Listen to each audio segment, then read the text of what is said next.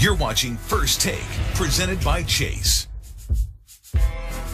Back in 2011, Broncos quarterback Peyton Manning had 3 surgeries on his neck. Since then, Manning told Monday Morning Quarterbacks Peter King that he can't feel his fingertips. I can't feel anything in my fingertips. It's crazy. I've talked to a doctor recently who said don't count on the feeling coming back. It was hard for me for about 2 years because one doctor told me I could wake up any morning and it might come back. So you wake up every day thinking today's the day. Then it's not. Manning's numbers are actually better without feeling in his fingertips. His completion percentage, yard per attempt, and TD percentage are also up, with his interception percentage going down. Jerome, maybe mind over matter. Jerome Bettis still here with us. How much does Peyton have left here? If the year before is any indication to the next year, it tells me that he's got, really, as long as he really wants to play, I mean, at least 2 years left to play at a very high level, I would have to think. Here's, when you look at Peyton Manning, he keeps himself in great shape. He's this very cerebral guy. He understands everything there is about the game, and he's constantly evolving, wanting to learn more. And then you look at him physically, he's doing everything he needs to do. The only question is him getting hit.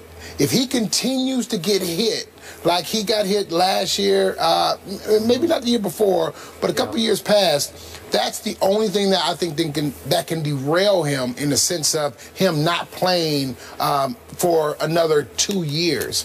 But I see 2 years at the very least, at a very high level, this year and next year at a very high level. Wow. Stephen A. I can't believe this is even a discussion. The last couple of years, not feeling his fingertips, Peyton Manning threw for 5,477 yards, 55 touchdowns, and 10 interceptions in 2013, completing 68.3% of his passes. And then last year, he completed 66% of his passes, threw 39 touchdowns, 15 interceptions. And there are questions. What questions? If he's not feeling his fingertips, what every NFL quarterback needs to do is to go to the doctor and say, can you find a way to numb my fingertips so I can't feel them either? If that's going to lead to me throwing like this, brother? I mean, come on now. I mean, with Peyton Manning, here's what it comes down to. You got to watch him as the season wanes, because it's taxing on the body, especially when you're taking those hits. And if that's, to me, that's the only question mark about Peyton Manning. How much durability does he really, really have? We know he's been there, but in the playoffs last year, he looked like a shell of himself, because the players said and knew he was not anywhere near 100%. He tried to play, but he just didn't have it because he had gotten banged up. Something like that happens again, we'll see. But if he's healthy, I don't care about his fingertips. Doesn't seem to affect his play at all. Although, Stephen A., even you said late last year he was taking such a pounding, especially that one game that you kept pointing to, the game at St. Louis. He just got rocked, man. 22-7. I don't think they were ready for that, and he wasn't ready for it. And I'm not sure, even though it was a physical pounding, I'm not sure that mentally he got over that pounding. Then he had the quad injury at San Diego, and then he was a shell of himself. Yeah. Now, down the stretch, they became as devastating a run team as there was in the NFL, and I believe that will continue this year. But I'm surprised you, Stephen A., are saying what you're saying, because I thought near the end of last year, you thought he might be one and done, one more year and done, right? That's how I remember it. Well, yeah, that's exactly, because when we saw how he got beat up against St. Louis, and then how he looked in that playoff game, and if you remember, in the games leading up to the postseason, those last several regular season games, they were running the ball considerably more than usual in a clear effort to protect Peyton Manning, who didn't seem like himself. That's what sparked the debate more so than anything else. Okay. So for me, I'm surprised you're in that mode of he could sort of play as long as he wants to. I was thinking going into this year that this could be a swan song year, just depending on the punishment factor, because he did take a lot really down the stretch, but especially at St. Louis. He can't take that in his late 30s going toward 40. You can't live with that, because you don't want to live with that. He's better than that. He's got broadcasting. I don't know. He could probably be just about anything he wanted to be in a second Right. career, right? Yeah. So to me, I'm with you guys to reiterate your points.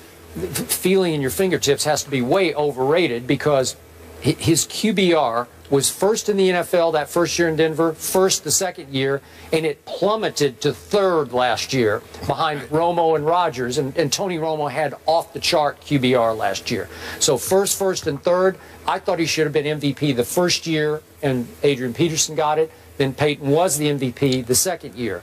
Well, this is an incredible stretch that he's had, and one key stat, over those 3 years, on passes of 20-plus yards, he has led the NFL in completion percentage on those passes. He's 48% on 20-plus yard passes. So your gripping of the football, it just doesn't matter if you can feel your fingertips because his hand strength and his arm strength is still good enough, obviously, because that coming off the neck procedures, all the talk was about he couldn't get his tricep to fire, so he had no arm strength. They told David Cutcliffe has been here, the Duke coach, you've been close with Peyton and Eli both, and Cutcliffe says that Peyton couldn't throw the ball across the room to him. You know, like he had no arm strength, and to do that coming off those 3 neck procedures is just all-time phenomenal. Now, but let me understand this. You're saying that first and QBR are first and a third, and then you think the next year is his last year?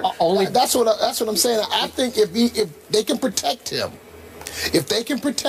and he doesn't take those big hits, then he has the potential to continue to play. I don't think this year would be his swan song if they can protect him. I know that's the caveat to this whole conversation. If they can protect him, I believe he can play 2-3 more years under the right protection in terms of the offensive line, and especially with the new emphasis of running the football. Yeah, I think this could give him some longevity because he's not going to take the amount of hits, having to drop back as many times as he's had in the past. They do have a stable of running back. They go 4 deep, and they're all pretty good. They're all pretty good. They're all healthy now. Yeah, and they're all healthy. And okay, maybe that way, but if he has another game like the one at St. Louis, I think he would start thinking, I just don't know if this is worth it anymore. Absolutely. Or also if it doesn't work out with Kubiak in that new offense. Maybe. Yeah. That's right. All right, so you guys segued so nicely for me. Speaking of quarterback hits, should quarterbacks be fair game in the read option? Find out who thinks there should be an amendment to the rule. The bus is sticking around. We need your thoughts on this. Yes, we do. We'd love to talk about it.